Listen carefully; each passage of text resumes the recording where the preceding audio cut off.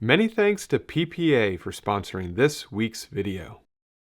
Have you ever finished editing a photo and stared at it for a few minutes and thought, why does this still feel blah? You adjusted the contrast, you nailed the white balance, maybe you even added a little touch of vibrance, but something is still off, like it's missing that final touch that makes it feel right. I used to feel that way all the time until I realized I was relying way too much on global edits. And the fix? It wasn't some secret preset or a fancy plugin, it was local adjustments. These small targeted edits made a massive difference in how my photos looked and, more importantly, how they felt. In today's video, I'm going to show you the 5 local adjustments and masks I now use on every single photo I edit. The ones that have helped me go from flat and forgettable to deep, dramatic, and fully dialed in. I'll walk you through the exact tools, how I use them, and most importantly, the thinking behind each step, so you can start using them in your own editing today.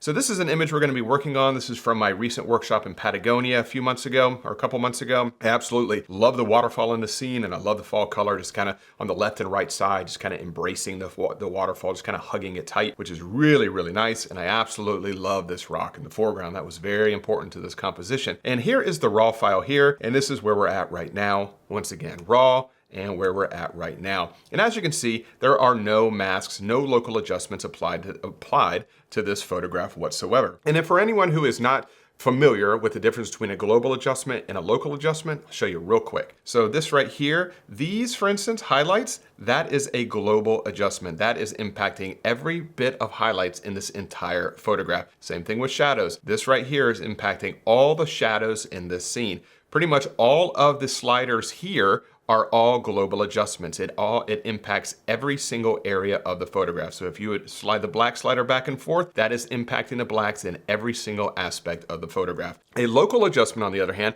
is very localized. It is only impacting a very specific area of the scene. And as you can imagine, that's much more targeted, much more powerful. So the very first mask I apply on every single edit that I do is right here. So I'm going to come up here to the mask section, and I'm going to come down here to the object selection tool. I use this in some capacity on every single photo I edit, and on this one, I'm going to do it with this rock right here because I absolutely love the rock. It's something that I feel that this image really needs to kind of anchor the scene, and it looks a little, it's just not really popping at all. So what I'm going to do is I'm going to come up here to the marquee tool, and I'm just going to draw a square right over the rock, and we'll let Lightroom go ahead and identify it. And as you can see, it did a pretty good job. I'm going to boost the exposure a little bit. I'm going to increase the contrast some, and we're going to go in here and we're going to refine this further in just a moment, but this is the very first step. And I'm going to bring the shadows up a little bit, maybe bring the white point up a little bit as well, to about right there. And I'm going to add some texture, and I'm going to add some clarity. I really want to try and make it stand out. And now I'm going to toggle this on and off. So this is before and after, before and after. And you might be saying to yourself, Mark, that looks a little bit too overdone, and I agree with you. So now what I'm going to do, and this is another tool that I use constantly, is I'm going to come up here to subtract, and I'm going to subtract by color range. And this is an amazingly powerful tool. You basically pick the colors you don't want to be inside of this mask. So I'm going to zoom in here a little bit since I really want to be able to see this. And what I want to do is I want to apply my edit only to the lighter areas of this rock. So I'm going to remove these colors here. So I'm going to remove this darker color here, and I'm holding down the shift key so I can keep selecting more colors.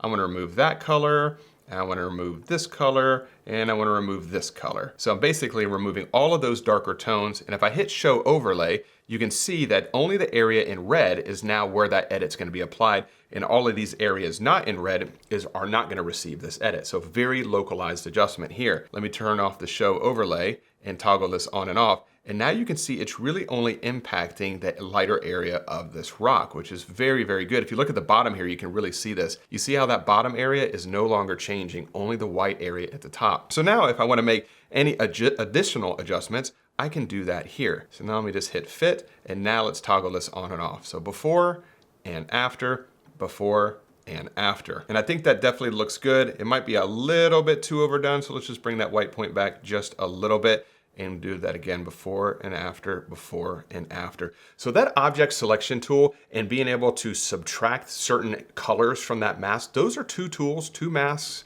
that I use on every single photo that I edit. Super, super powerful stuff right there. Now, something else that I do on every single photograph is I add a vignette, but there's a big problem with Lightroom's vignette tool. I'll show you real quick. If I come down here to the effects section where the vignette tool is, I normally am like -10 or -15, and I'll toggle this on and off. So before and after, before and after.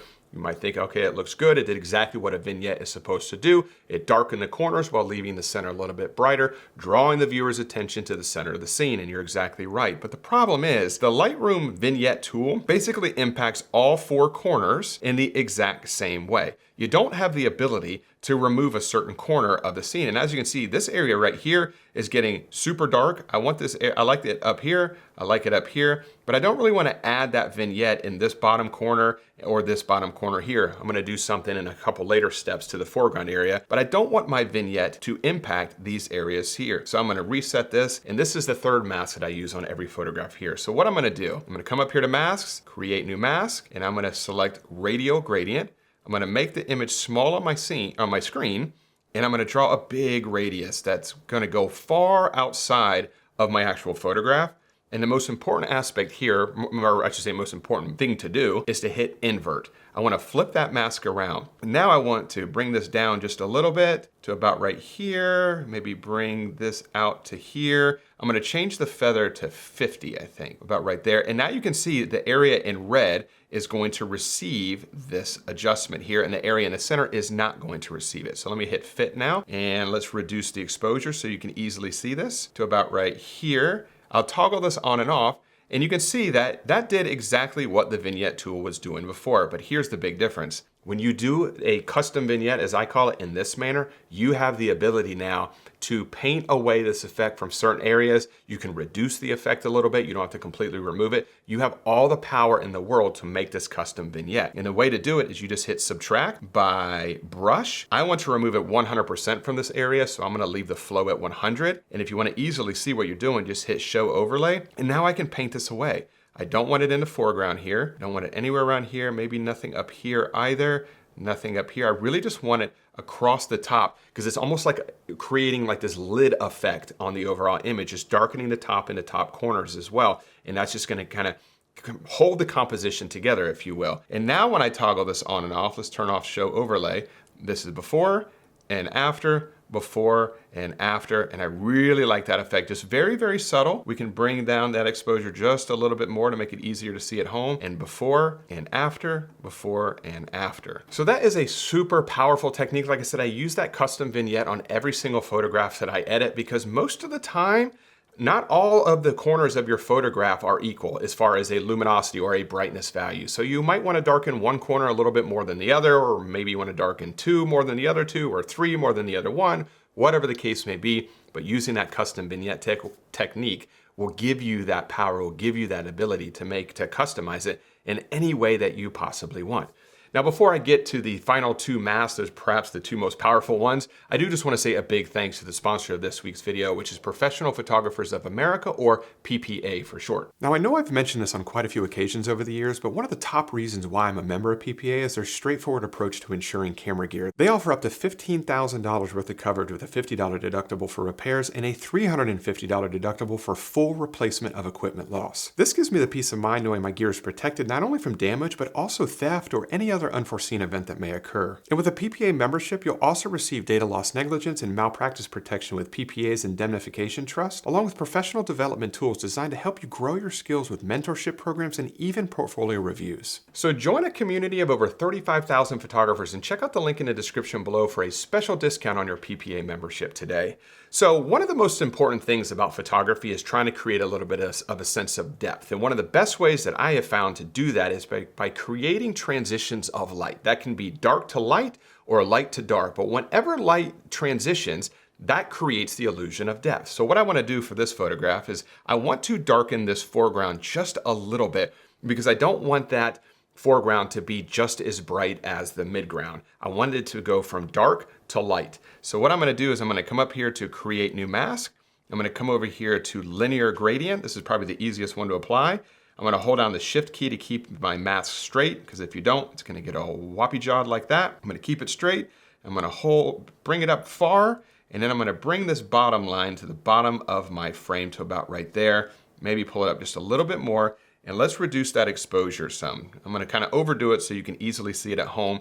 But this is before and this is after, before and after. And I normally would not do it quite that much, but as you can see, it just darkened the immediate foreground just a little bit. And since the area in the center is naturally brighter anyway, that creates the illusion of depth because the foreground is darker, which leads into the area in the midground, which is naturally a little bit brighter in this photograph. And that just makes the photograph feel like it has additional depth to it, which is super, super powerful. And if I turn these four masks or these three masks on and off, this is before and after, before and after. Now for the final one, and like I said, I sound like a broken record here. I use this on every single photo I edit.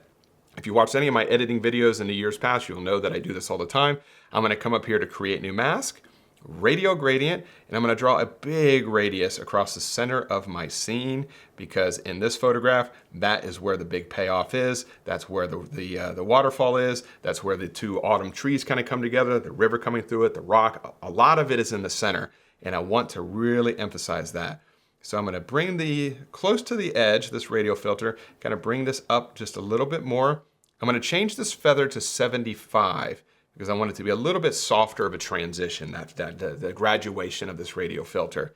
And now I'm gonna bring the exposure up quite a bit to about right here. Then I'm gonna add a little bit of contrast. I'm gonna reduce the highlights a little bit because I don't want any of the brightest areas to get too bright. I'm gonna do the same thing with the white point. Let's toggle this on and off and see what that looks like. That is definitely starting to come together. Maybe brighten it just a little bit more just to make it easier to see at home. To about right here, I think looks good. So as you can see, as I toggle this on and off, you can see how that just kind of draws a little bit more attention into the big payoff of this photograph, because at the end of the day, this is a photograph of a waterfall. I want people to see this waterfall, and the best way to ensure that somebody looks at something in your photograph is to make it a little bit brighter than other areas of your scene. The human eye naturally gravitates to the brightest areas of a scene or the most colorful areas or the most detailed areas of a photograph. So it's a great way to direct people's attention to certain areas of your scene. So if I toggle all of these masks on and off, this is where we started and this is where we're at right now. And as you can tell, without any of the masks applied, the photograph looks a little bit flat, because the luminance or the exposure across the entire photograph is very similar. There's not a lot of light transition. But as I toggle this on and off, you can see that with those masks on there, it starts to have a little bit more depth to the overall photograph. I do think that this is a little bit bright, so we'll dial it back a touch. Once again, all the masks off and on, off and on. Let's close this down and toggle the entire edit from raw to where we're at now. So this is raw, and this is the final edit, raw, and the final edit once again. If I wanted to make any kind of tweaks, which I do right here, I'm gonna bring this up just a little bit more to about right there. Close that down, before and after, before and after. And I'm really happy with the way this turned out. So those are 5 techniques, 5 masks, 5 local adjustments that I do on every single photograph. I didn't set out to do it like that years ago, but just as some of these tools have gotten better in Lightroom, I start to implement them. And when I was preparing for this video, I started to think, you know, these are things that I do constantly on every single photograph. And I hope that you found some value or found at least one tool or tip or technique that you can apply to some of your photos moving forward as well. If you have any questions about anything that I covered in this week's video, please leave those in the comment section below, and I'll do my best to get back in touch with you as soon as humanly possible. And be sure to check out the link in the description below for that special discount on a PPA membership. And if you did enjoy this week's video, I almost forgot, definitely give it a thumbs up. Subscribe to the channel if you're not subscribed already. And as always, I really, really do appreciate you carving out a little bit of time to spend it with me here today. And I will see you all next Wednesday. Bye.